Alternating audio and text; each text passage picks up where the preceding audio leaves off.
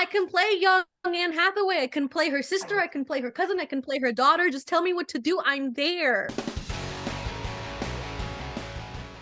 A family of royals read about you, and they've invited you to come and cook for them for a week. When? They want you there tomorrow.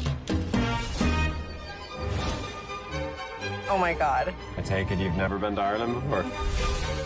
Isabella Gomez, I enjoyed you so much in this royal rendezvous. I was actually surprised that I liked it so much. You have certain, good. It's on E, so you have certain expectations, right? So you go in, you're like, oh, it's like, but your character was just so awesome. You put a Latina in the English countryside, and you don't take crap. No, we don't. Because you have a really independent, and she knows what she wants. She's a chef from LA, and she goes in there with these kind of uptight people because they're royals. So, how did you prepare for the character? But it's kind of like, we're kind of like that, right? You put us in that situation, you kind of like speak your mind. I mean, listen, that's very much me. If anybody that knows me knows I am like the blunt one, say it like it is in my friend group. And so I really related to Kat in that way. Calling your son Lord James might be kind of weird because I've seen him naked.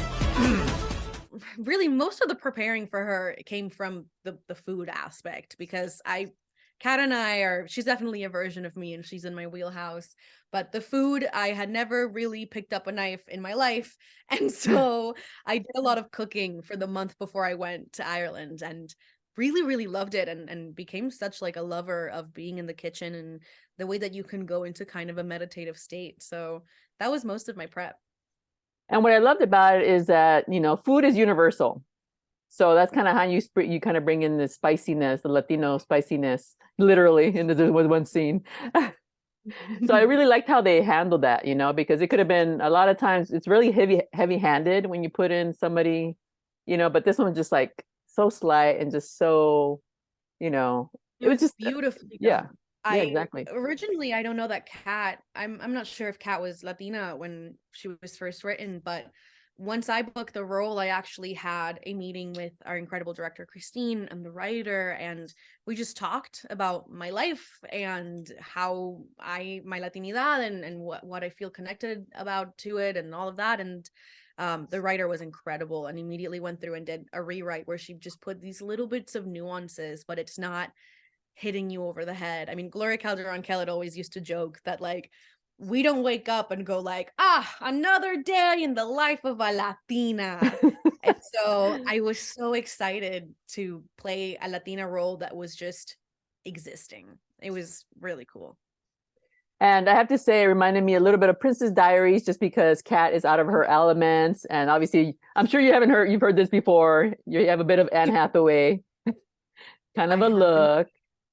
So some people might like that because, we like that movie too. Thank you. That is such a compliment. I know Princess Diaries 3 is like in the realm of the world right now. And I embarrassingly do campaign for myself often because I'm like, I can play young Anne Hathaway. I can play her sister. I can play her cousin. I can play her daughter. Just tell me what to do. I'm there. Exactly. And so I get the same kind of vibes here. So maybe they'll see this movie and be like, she can be a sister. Yes. I like it. I'll have my team send it over to them. A long lost royal. Exactly. And this genre is no stranger, but when you put a Latina in the situation is what I loved about it, because how often do we see a Latina, in an Irish setting or an English setting? So it was kind of like, it was funny because it was a clash of two worlds. Yeah, it was super cool. And like, it made a lot of sense, and a lot of that came into the movie on its own, and that it was my first time in Ireland. For the first like 4 days I couldn't understand anything anybody was saying ever. And then by the end I could kind of do like little sentences in an Irish accent, which was cool. But yeah, it was a really cool dynamic, and it really mirrored the way that it kind of was on set anyway, and so that was cool. Was this the first time you kind of went out of the country to work? So was it like a learning experience? It wasn't the first time. I did a Cinderella Christmas Story in Canada, so that was cool. But this was my first time leading something abroad, especially so far away. Like, Canada is a hop and a skip away, but this was truly like the time difference, everything was super different. And so it was very cool. I felt very comfortable and very secure in myself, which was really cool to see. Yeah, I mean, the Irish setting, my God, that place is so beautiful. I mean, that's on my bucket list. It's stunning. You have to go. The people are the nicest. The food is great. I loved it there. I want to go back. Yeah, and the line you have in there, like, I've never seen anything so green. That was my exact expression when I went to England and I went to the London countryside. And I was like telling my husband, look at all that green. We're not used to that. That's so beautiful.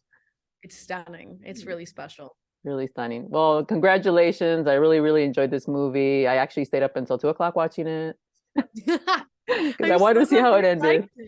Thank you for watching. Sure, no problem. And congratulations and best of luck. Keeping fingers crossed. Anne Hathaway sister. Come on, people. Make it happen. We're manifesting it.